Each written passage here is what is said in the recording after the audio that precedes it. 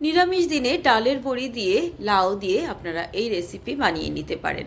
সারা রাত ভিজিয়ে রেখেছিলাম ছোলার ডাল আর মটর ডাল। নুন, হলুদ আর কাঁচা লঙ্কা দিয়ে সামান্য একটু জল দিয়ে মিহি পেস্ট করে নেব। তারপর সামান্য পরিমাণ বাটিতে নিয়ে নিলাম, এতটা আমার লাগবে না।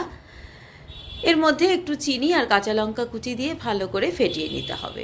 তারপর কড়াইতে সর্ষের তেল গরম করে এর মধ্যে মিডিয়াম সাইজ করে বড়াগুলো আমি ভেজে নিলাম। বড়াগুলো লালচে করে ভেজে নেওয়ার পর এই তেলের মধ্যে দিয়ে দিলাম গোটা জিরে আর দিলাম কালো জিরে। তারপর সরু সরু করে কেটে রাখা লাউগুলো দিয়ে দিয়েছি। নুন, হলুদ, জিরে গুঁড়ো, ধনে গুঁড়ো, লাল লঙ্কা গুঁড়ো আর একটু চেরা কাঁচা লঙ্কা দিয়ে ভালো করে এটাকে একটু নেড়ে নিলাম মিনিট দুয়েক মতো। তারপর একটু জল দিয়ে ঢাকা দিয়ে রান্না করে নেব যতক্ষণ না লাউটা সেদ্ধ হয়। তারপর ভেজে রাখা ডালের বড়াগুলো দিয়ে দিয়েছি আর সামান্য পরিমাণ জলও দিয়ে দিয়েছি। নিরামিষ রান্না একটু চিনি দিলে খেতে ভালো লাগে, চিনি দিয়েছি। এবার ঢাকা দিয়ে আরও 2 থেকে 3 মিনিট মতো রান্না করে নিলাম। তারপর সব শেষে দিয়ে দিয়েছি একটু ধনেপাতা কুচি। আরও মিনিট দুয়েক মতো ফুটিয়ে নিলেই তৈরি হয়ে যাবে বড়ি দিয়ে লাউয়ের ঝোল।